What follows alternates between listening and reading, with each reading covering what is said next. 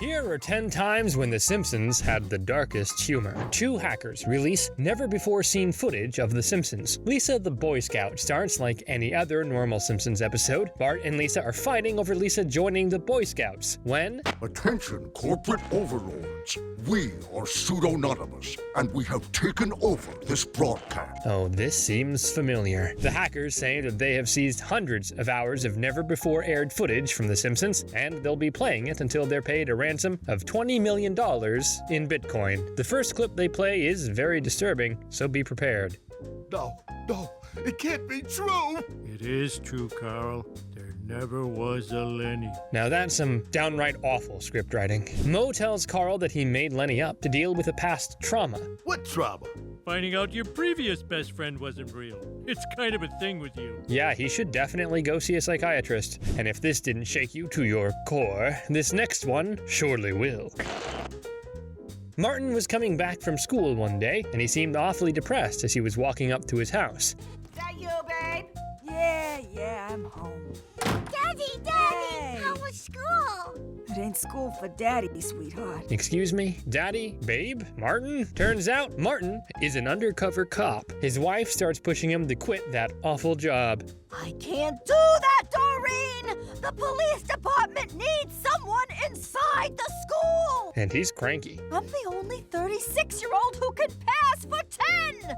How about passing for a good father? Please stop saying Martin is a father. I can't take that image in my head. I don't know where Martin ends and my Reggie begins! So Reggie is the name of this imposter. Martin, or Reggie, says that when he was diagnosed with his condition, he said he's gonna use it for good. You're a great role model for your kids. All 3 of them. Oh god, no more Martins. Since no one paid the ransom, the hackers continued playing footage. We see Lisa talking to a 911 operator in French. Do you speak English? Classe de français, comment dit-on? Immersion? So maintaining your streak on Duolingo is more important than other people's lives? Yeah, I guess I do the same. That owl is frightening. She continues fighting with the operator, but they won't send help because they don't understand her. Classe, dépêche-toi. Dépêchez-vous, s'il vous plaît. In the end, the building burns down, and with it goes the fireworks shop. Never mind. Oh, so now you speak English. Next, we see Skinner cheating on his mom with another mom. Oh, Mommy, I can't wait another second. You know I need it. Oh god, he's disgusting. Turns out it is his mom, but none of them know it. While they were playing the episodes, the hackers fell in love and took their masks off, but the FBI interrupted their little love story. When we push this button, the Simpsons dies. Together, then. Together! The scene they play is one of Chief Wiggum yelling at Sarah. I know Eddie is Ralph's father. Look at the hair. My son's breath smells like cat food. Okay, we all knew that, but then we skip to Selma at the hospital. Marge, I'm not your sister. I'm your mother. But, wait, what? But before she could reveal who the father was, she died. And probably most disturbing of all... Sinner? Yeah, explains a lot. But then we see a soul-crushing scene. You've been in a coma ever since you tried to jump Springfield Gorge. But I had so many adventures. Oh, poor homie, and poor us. I never went to space!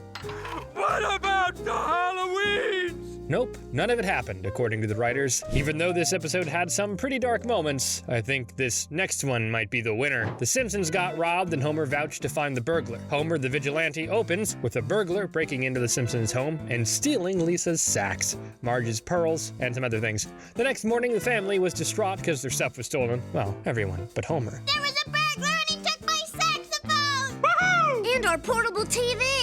They saw that the burglar left a card. You have just been robbed by the Springfield cat burglar. Cute and funny. But turns out the Simpsons weren't the only ones who got robbed. So, Professor, would you say it's time for everyone to panic?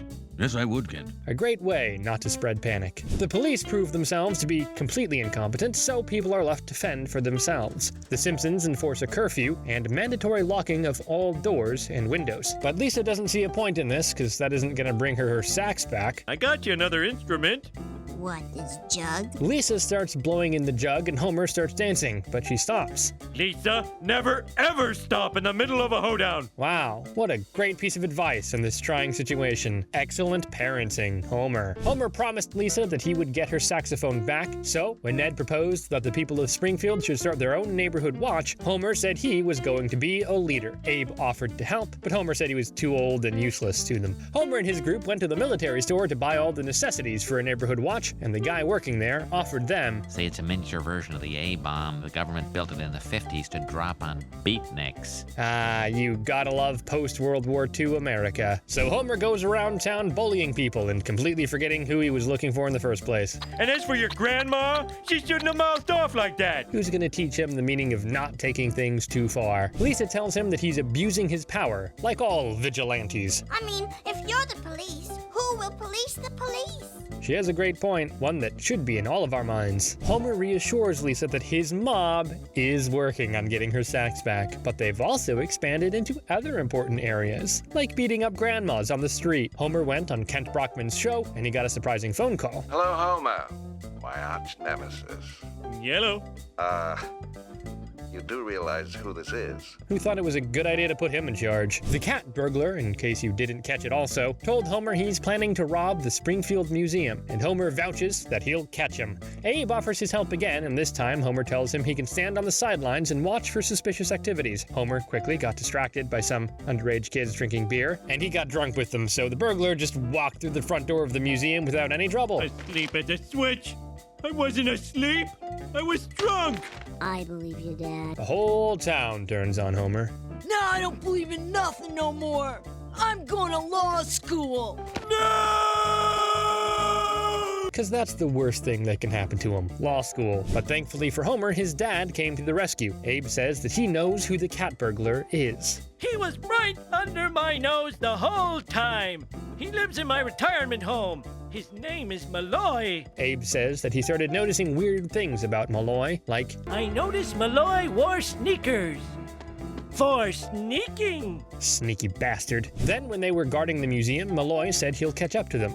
There was something strange about the way he walked. Much more vertical than usual. And if that wasn't proof enough, has the world's largest cubic zirconia on his coffee table. Well, he could have started with that. They catch Malloy, and before the police took him to jail, he returned all of the possessions he stole. But Malloy was smart enough to drop a clue that he had millions of dollars somewhere in Springfield. People went crazy like it was the gold rush all over again. Would you say it's time for our viewers to crack each other's heads open and feast on the goo inside? And then, when they finally thought they found it, I have already used this time to escape from your jail.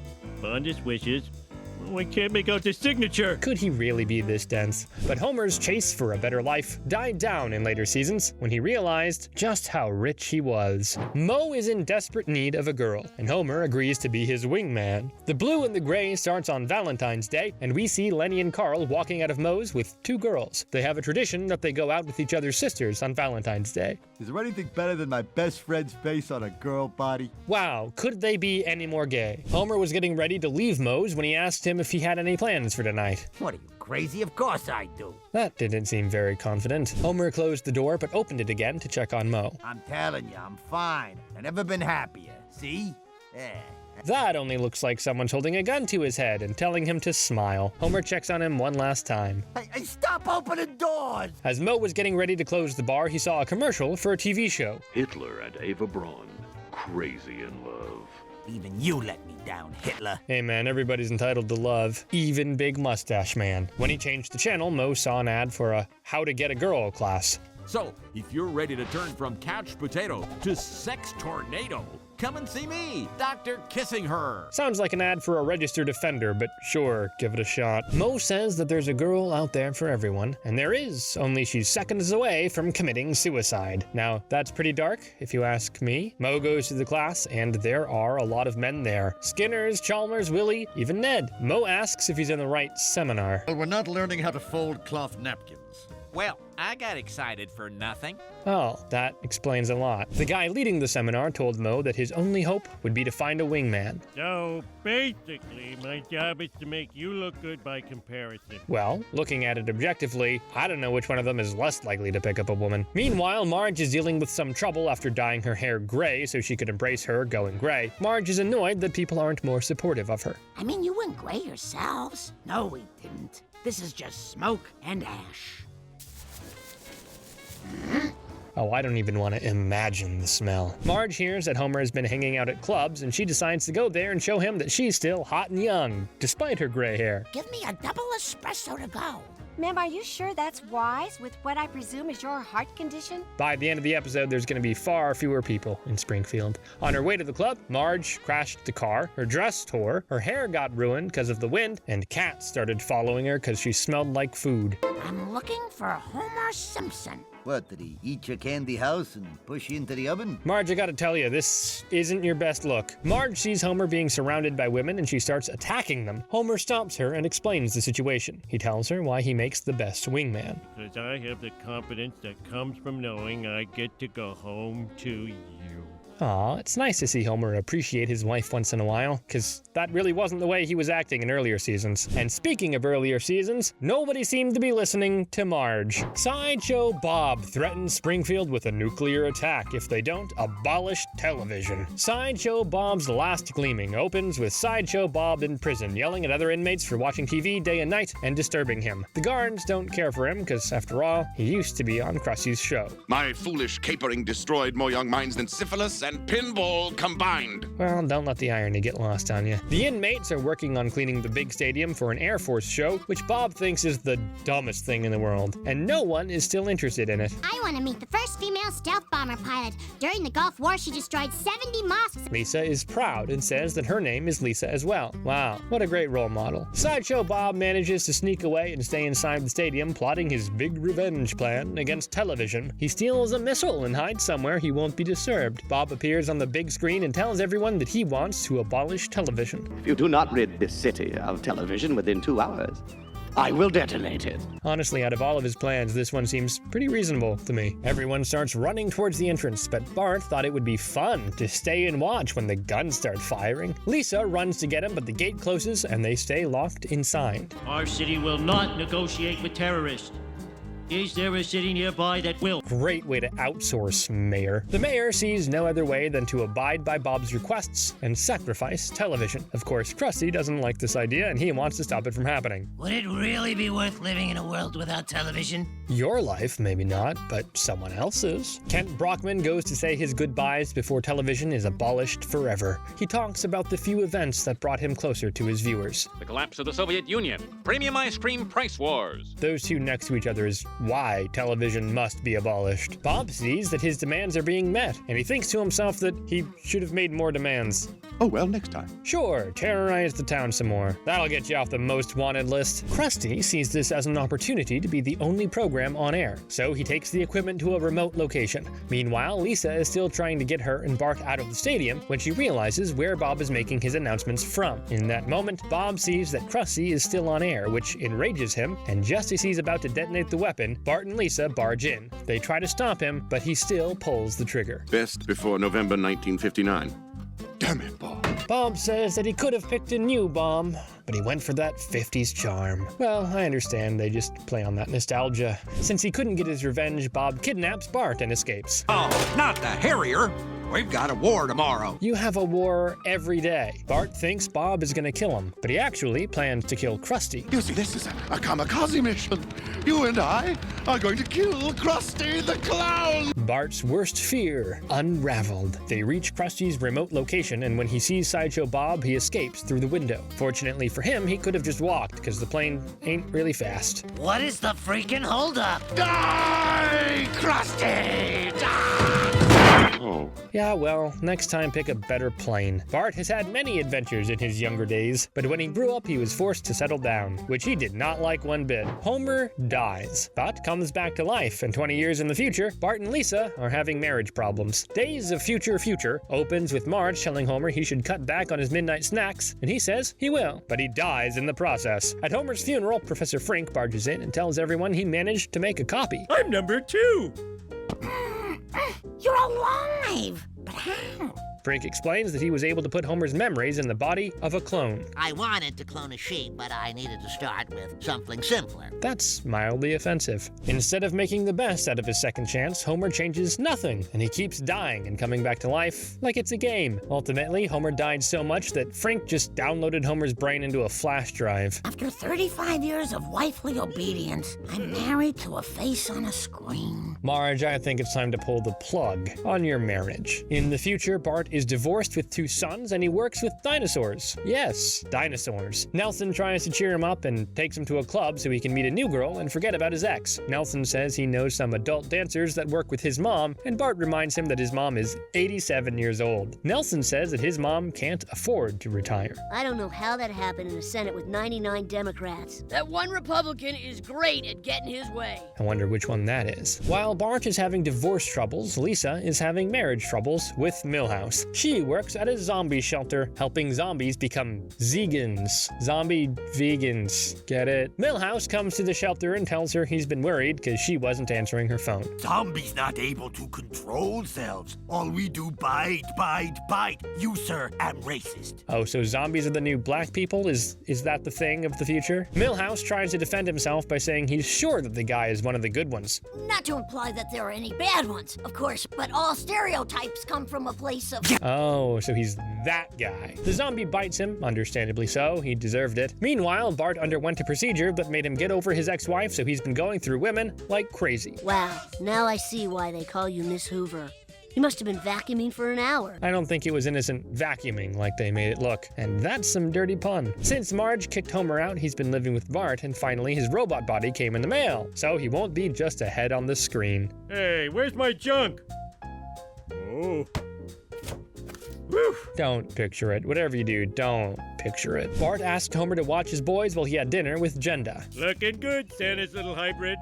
Father, what am I? Oh, so we're covering all minorities in this episode. Okay. But despite wanting to make things work again, Bart and Jenda just couldn't do it. Oh, I thought this time things were gonna be different. They are! You're 4 years older. Ooh, even after all these years, Bart still doesn't know how to talk to women. Bart goes to Moe's where he meets Lisa and they talk about their marital troubles. Lisa doesn't want to turn Milhouse back to human again because she liked him much better as a zombie. Then Marge peeks out of a booth and tells Bart and Lisa that they have no idea what a rough marriage is. Mom, I gotta know, once and for all, what is the secret? Why did you stay with Dad so long? Patience and turning a blind eye, but let's hear what Marge has to say. Is when you make a decision that comes from your heart, you stick with it. Like my marriage. Or my divorce. Well, that's a pretty primitive way of thinking. Lisa asks her if this means she's gonna take Homer back. Nope, I'm gonna join him forever. I can't tell if that was love, suicide, or a really boring video game. Whatever it was completely unnecessary. Bart and Jenda finish things forever, and he tells her he's completely over her. Everything that you experienced between when I flipped the switch and now was just a neural implant. So basically, it was all a dream. No more feelings for my ex-wife? I'm positive. We treat a lot of people for obsessions. All that just to get over a girl? Sign me up. The family is hanging out, and Marge says to Homer that after 35 years of marriage, they finally got it right. Yes, even my personality has gotten, shall we say, an upgrade. We finally see some growth in Homer. Bart tells Lisa that he hopes things work out with her and Milhouse, but if they don't, he knows where she can go. Thanks, but Milhouse and I are in a pretty good place. Even though he's not a zombie anymore? Lisa tells him that was part of his dream, and that there's no cure for zombieism, thankfully. Dead flower from dead husband. Well, it's nice to see her happy. And I was a false memory, too. No, you were real. Oh, shucks. But what happened to the world that had evolved so much in 20 years? Was it one of the plagues? Reverend Lovejoy is replaced by a new minister, but turns out that being his boring self is what the people of Springfield actually need. Pulpit friction opens with the Simpsons buying a new couch, but with it comes a surprise surprise in the form of bed bugs. No way the Nazis will get in here. Oh, I thought we were the Nazis. That's not something you want to wish for, Nelson. So, all of them got bed bugs and spread them around Springfield, so the next day when they heard it on the news and saw they had bed bugs in the house, Homer accused Bart's friends. Boy, why are your friends so dirty? Dunno. Why are your friends such drunks? Touché, Bart, touché. Springfield is in chaos and everyone turned to church for help. But Reverend Lovejoy can't calm the people, so the church parson brought him some backup. The new minister seems a bit modern. Hey, who here has read Leviticus? Okay, now who here has seen Meet the Parents? How's that gonna help them with bed bugs? Go home and watch one of the Die Hard movies on TV. Maybe he has a plan, but I highly doubt it. The new minister met Homer at Moe's and asked him to be his deacon, which surprised Homer, because, well, he's Homer. If I can get the man who sleeps through church to be my guy, this town will know that religion can be fun. I see his point, but why would you want to make your faith fun? Reverend Lovejoy can't wrap his head around what Minister Hooper did with his church, all the pop culture references and bringing Homer in as a deacon, so he decides to leave. And Lovejoy isn't the only one in disbelief. Bart also can't understand why is his father so interested in church all of a sudden. Homer tells him he finally believes in something bigger than himself. Bart tells him that the only thing bigger than him now is him tomorrow. Boy, you little lamb! Oh, mustn't kill own son. Only God can do that. At least he found a way to channel his rage. Bart hates this new Homer, and he tries to team up with Ned, who hates the new minister. But Ned's too good to do that, so he asks Milhouse for help. Bart came up with a plan to recreate the plagues that once hit the earth. They already had bed bugs, so now it's time for the frogs. They leave a trail of bugs out of the swamp. The frogs follow, and Hooper's got a plague he can't handle. So the two of them do just that. They bring a frog infestation to Springfield, and people start losing their minds. Remember you said when hell freezes over? I think this is close enough. He'll use any situation to get some. People ran to the church to seek guidance from Reverend Hooper, but he had nothing to offer them besides his pop culture references. Video games, Twitter, How to Train Your Dragon, Fight Club. You better pray for Fight Club, because that angry mob will destroy you. Reverend Lovejoy barges into the church in a jacuzzi. The Lord is my shepherd, I shall not want. He maketh me to lie down in green pastures. He rolled in and saved the day. Its words have soothed the amphibious beasts. Its boringness saved us all. I hope everyone learned to appreciate his boringness, because they'll need some of it when they see this next one. The Simpsons show cutout clips from the show and alternative storylines. The Simpsons 138th episode Spectacular is an episode made entirely out of never-before-seen clips of The Simpsons show. Troy McClure is hosting the show and he narrates the whole thing. Tonight we're here to honor America's favorite non-prehistoric cartoon family. Well, don't do the Flintstones so dirty. He starts at the beginning, the first ever Simpsons episode, which aired in 1987. What is the mind? Relax. What is mind? No matter. What is matter? Never mind. They haven't changed a bit. Troy went on to say that as wacky as the kids may have been, they were no match for Captain Wacky, later renamed Homer. Wake up, everybody! It's World War III! Ah! 18 seconds. Homer said that if this were a real nuclear war, they'd all be dead by now. Say, you're all shivering. Are you cold or what? Well, maybe because he just woke them up in the middle of the night and screamed that the bombs were dropping. Then we see a Simpsons trivia clip. In the opening credits, what does the cash register say when Maggie is scanned? And I'm gonna let you think for a sec before I let you in on the dark humor of the Simpsons writers. The cash register says NRA forever. Well, that's very Republican of them. Just one of the hundreds of radical right-wing messages inserted into every show by creator Matt Groening. Hey, at least they're aware. Then Troy McClure started reading fan mail. Professor Lawrence Pierce of the University of Chicago writes, I think Homer gets stupider every year. Well, he isn't wrong. Homer does seem to have a decline in his IQ over the seasons. Then we see the classic Homer singing the Flintstones theme song. Simpson, Homer Simpson, he's about to hit a chestnut tree. I bet we have a dope coming in. Then another question was read. What is the real deal with Mr. Burns' assistant, Smithers? You know what I'm talking about. Well, of course, everyone knows what he's talking about. Sniffing at your crotch and slobbering all over your face? What would you say? If if you did it, sir. Smithers, you naughty, naughty man. And finally, we get to see the cutout classics. And here's what we didn't see. When Krusty the Clown got canceled, he tried everything to stay on the air. If you watch my show, I will send you this book featuring me in a variety of sexually explicit positions. Well, I always knew he could go far, but I never knew he would go this far. Another clip is from an episode where Homer sells his soul for a donut. Your Honor, we find that Homer Simpson's soul is legally the property of Marge Simpson. And that's how it should be. Then we see a new clip from when Apu was living with the Simpsons. This movie you rated sucks. No, it doesn't. It's funny. Their clothes are different from my clothes. And they speak a different language. Want a lollipop now? But the best of all was the alternative ending to Who Shot Mr. Burns. The one who shot me was... Whelan Smithers! No way. At the last moment, Smithers, drunk as a lemur, lurched out of the darkness and fired. Wow, and right before he shot Jasper. What a busy night for Smithers. Then with your last ounce of strength, you pointed to W and S. Wayland Smithers. Well, it would have been a more obvious ending than Maggie shooting him, but then we wouldn't have Killer Maggie. Troy McClure said that for that ending to work, you'd have to ignore all the Simpson DNA evidence. And that would be downright nutty. Yeah, nutty. That was a reference to the O.J. Simpson trial, so yeah, more coincidences than not. Moving on from this murder mystery to another, not so painfully obvious one. Bart joins junior campers, and he and Homer go on a rafting trip together. Boy Scouts in the Hood starts with Bart getting high on sugar and joining the junior campers. I've made my bed, and now I've got to weasel out of it. Like a true Simpson. Marge tells him he shouldn't be trying to get out of things he made a commitment to, but Homer has a different opinion. Weaseling out of things is important to learn. It's what separates us from the animals. Except the weasel. Bart goes to school and he's ready to give his uniform back, but then he sees there are a lot of advantages to being a junior camper. You can get out of tests and even have a pocket knife. Every 10-year-old's dream. But Ned tells him in order to earn the knife, he has to read a book and pass a test. Well, if it isn't the leader of the Wiener Patrol, boning up on his nerd lessons. Oh, let the boy be. He finally has something he's interested in, but also learns how to capture wild animals, like Homer. Ooh, floor pipe.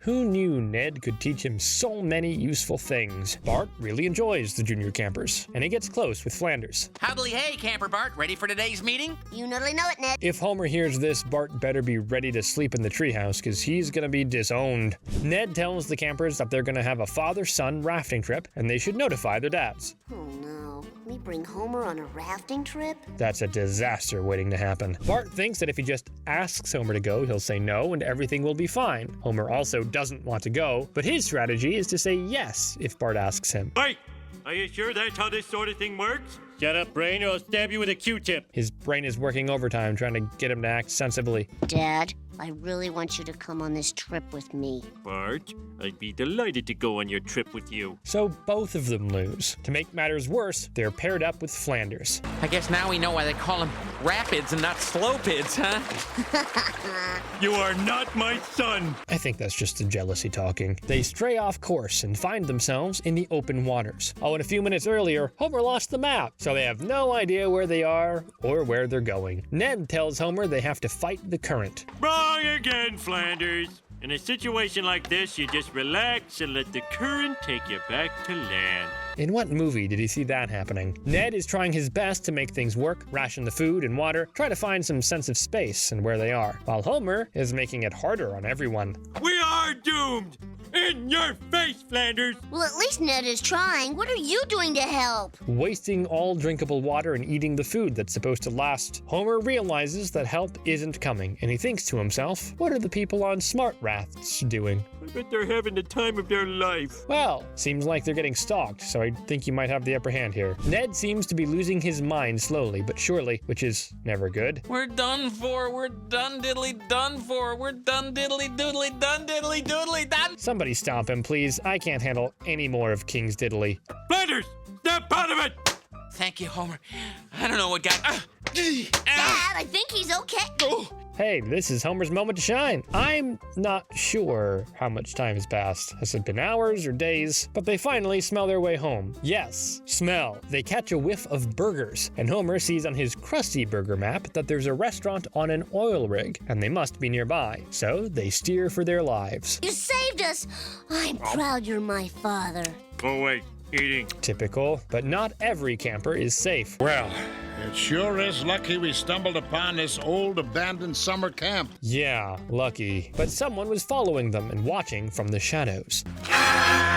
And the mysteries only got weirder and weirder with the rise of technology. Artie Ziff invites Homer and Marge to his wedding, and a big surprise. Hail to the Teeth starts with the Simpsons being invited to Artie Ziff's wedding. Bart asks if he's the rich guy who is almost their father. I am the only man your mother has ever been with, and she doesn't have a single regret. Whoa. Homer asks Marge to stay out of the argument. This seems like one of those scenes from a marriage we shouldn't be witnessing. Homer doesn't think they should go because Artie tried to break them up multiple times, but Marge thinks that this would be great closure and an end to a chapter. So Homer goes to Artie's bachelor party. Homer Simpson, the man who beat me to planet Marge. I sense some resentment still. He asks Artie how they met, and he tells them, Usual. Boy meets girl, girl meets bank account. The foundation for every great marriage. Marge and Homer go to the wedding, but there's something weird about it. Not one person from the bride's family. Did he find her at an orphanage? Homer is asked to walk the bride down the aisle, and he does, but he still doesn't see her face. And then we see why. Oh my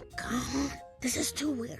Damn right it is. Obsessed much, Artie? The bride and groom share their vows. When we make sex, it is so good. I can't take this anymore. We're getting out of here. Why does she talk like that? Is she in danger? Marge 2.0. Blink twice if you need help. Marge and Homer agree to leave, and when Artie sees them walking away, he seems sad, like it's all a performance. While they were packing to leave, Marge couldn't help but feel sorry for the woman. Artie only married her because she looks like me. Like she is you. Marge says they have to find her and tell her everything. They go to Artie's honeymoon and hear him yelling in his room. As a woman, I just want to tell your wife what's really going on here. Sure, why not?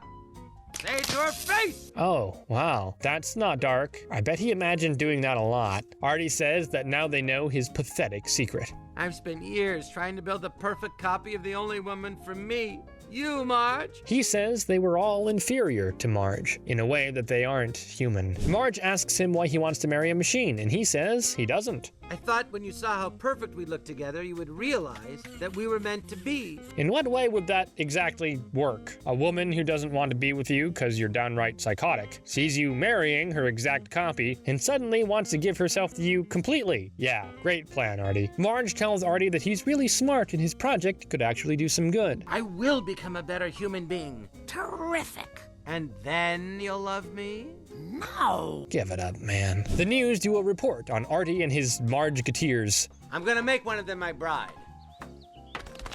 Hey, I didn't give you wings. Life finds a way.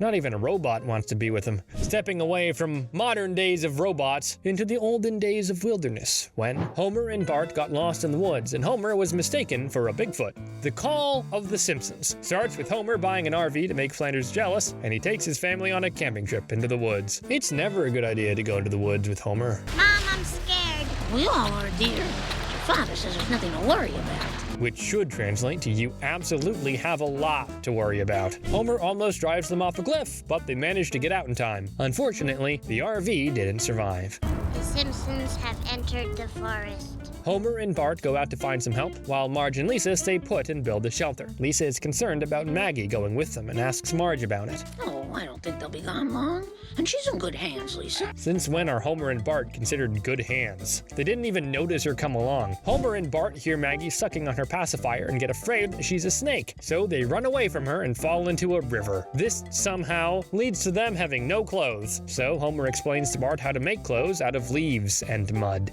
Slap a fern on there, boy. Now some mud. there. I don't want to even begin to think of the infections and pests. Bart tells Homer he's hungry, and Homer shows him a little hunting trick. This young sapling ought to do the trick. What are we gonna do, hang ourselves? Okay, that took a dark turn real quick. I mean, in a situation with no food, it's no wonder Bart thought Homer had given up all hope. Homer's trap doesn't catch anything, of course, and they continue searching for help. Meanwhile, Maggie has been adopted by a group of bears, and they treat her, well, better than her own family. The whole day had passed, and Lisa was starting to get worried, but Marge told her, "We built a fire, and we don't know anything about nature." She is confident that Homer is an experienced woodsman and would have done better. Marge, you give Homer too much credit. Good night, Dad. Good night, son. Was it worth it, Homer? Making Flanders jealous? Was it worth it? The next morning, Homer and Bart stumble upon a bee nest, and Homer runs for the honey, completely forgetting the bees factor. He starts running away and stumbles into a mud puddle. Fortunately, or unfortunately, there was a man there, but he got scared of Homer because he looked like Bigfoot, and he took a video of him and ran away. Bigfoot, legendary half-man, half-ape, is no longer a legend. Oh, Homer's never gonna be able to live this down. Forest rangers find Marge and Lisa and tell them that it's a good thing they found them, because there's a creature roaming the woods. Why, that's my husband! Oh, Marge. Embarrassed again. Homer and Bart stumbled upon a bear cave where Maggie saved them from being eaten by bears, and the three of them headed to find civilization together. Look, it's him! It's Bigfoot! The Rangers capture Homer, but he manages to get away, so they shoot him with tranquilizers. Avenge me, son. Avenge my death. What death? The big nap you're about to have? Later, Homer and Marge were watching the news about him being Bigfoot. This specimen is either a below-average human being or a brilliant beast. Well, that about sums it up. If you enjoyed this video, make sure to let me know your favorite dark humor Simpsons moment in the comments below. And don't forget to like and subscribe to the channel.